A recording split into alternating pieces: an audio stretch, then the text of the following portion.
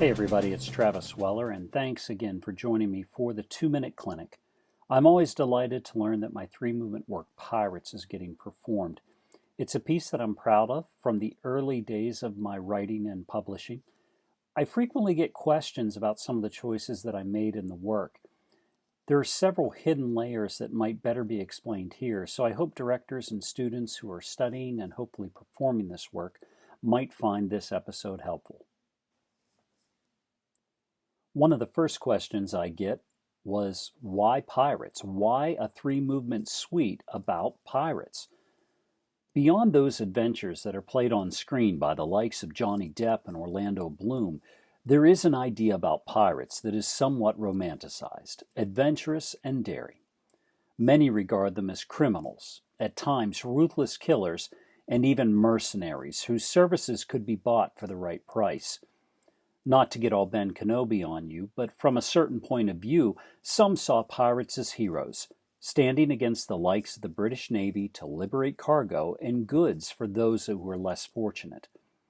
Regardless of how you might view them, their lives and careers on the high seas are a fascinating subject to study. The inspiration came to me in 2007 on vacation in the Outer Banks of North Carolina.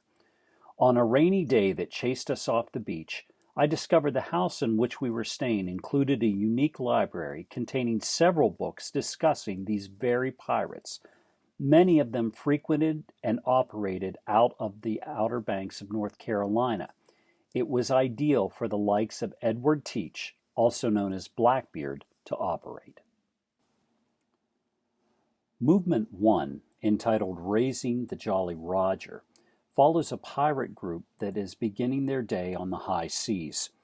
Pirates would fly an all-black flag to ask the other ship to surrender, or else they would fly a red flag, Les Jolies Rogues, which in tracing back I found to have several derivations.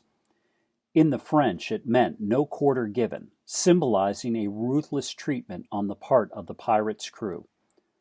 Another possibility is that it is a derivation from Old Roger, a synonym for the devil, and eventually became Ollie Roger to Jolly Roger. That red flag, when replaced the black flag, was an ominous sign that blood would be spilt. The French term was eventually corrupted into the term Jolly Roger. The skull and crossbones we associate with the pirate flag was flown as well, but the simplicity of a black and red flag was probably easier for the crews to acquire. The opening motive in measure 1 in the trumpets becomes an important part of the movement. It returns at measure 13 and at measure 21 in the upper woodwinds, although it has been augmented. Essentially, movement 1 is a theme song of sorts for the like of a pirate captain like Blackbeard. Movement 2, False Colors. One strategy that pirates would utilize is that of flying the flag of a different country in the hopes of luring another ship closer to them.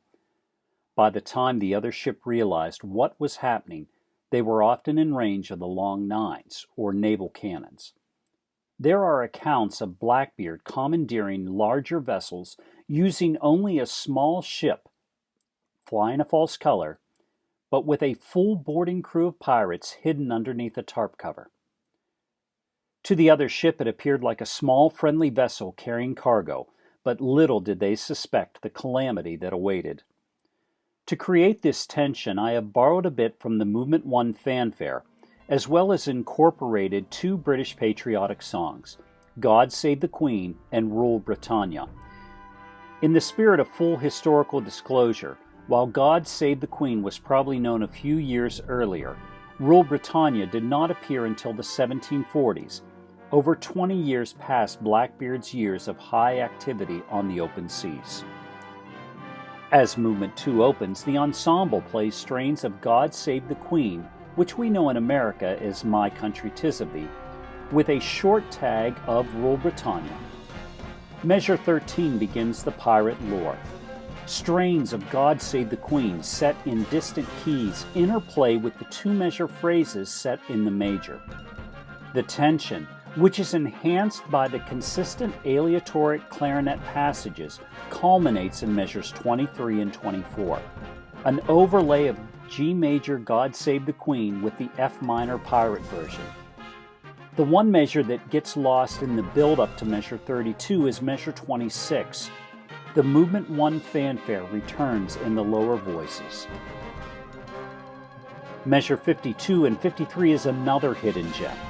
Like the Colonial Army that eventually mocks the British soldiers by singing Yankee Doodle, the pirates take time to mock the British Navy with a quote of Rule Britannia. Measure 54 is swashbuckling pirate music at its best in the upper woodwinds. And woodwinds, I apologize for not a single eighth note that has been written. Underneath the aforementioned woodwind swashbuckling is God Save the Queen, augmented rhythms in the oboe and trumpets, versus the movement 1 fanfare, also augmented and found in bassoon, tenor saxophone, trombones, and euphonium. The quotes of the Dies Irae, Day of Wrath, in measures 63, 64, 68, and then followed by the cannon shots signal the plunder has been seized and the ship will be sunk. Measure 71 brings a small recap of the Movement 1 fanfare with the words "No parley," no mercy for the British Navy ship. Movement 3, celebrating in Tortuga. So as the pirates returned to their port after a successful day of plundering, they would often celebrate. It was not uncommon for a pirate ship to have musicians on the boat to help pass the time or to accompany a shanty as the crew worked. While Tortuga is a far way off from where Blackbeard operated in North Carolina, the location of celebration probably didn't matter as much to pirates, so as long as the British Navy didn't crash the party. What Would You Do with a Drunken Sailor serves as the main source material for this pirate celebration. My favorite part in the movement, though, is the piccolo and snare drum duet at measure 52.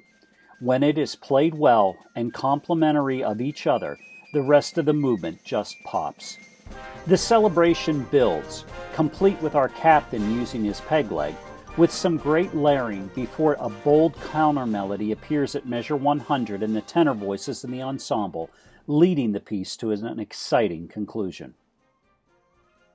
Thank you for listening to me share about one of my pieces. I know that there are a lot of good choices out there when it comes to programmatic works for band. If you have performed Pirates recently, please drop me a comment below and let me know how it worked for your ensemble. Also, I am interested to know what other programmatic works have you used with your bands. Thanks again, and my best to you and your crew. Life, love, music. Until next time on the 2 Minute Clinic.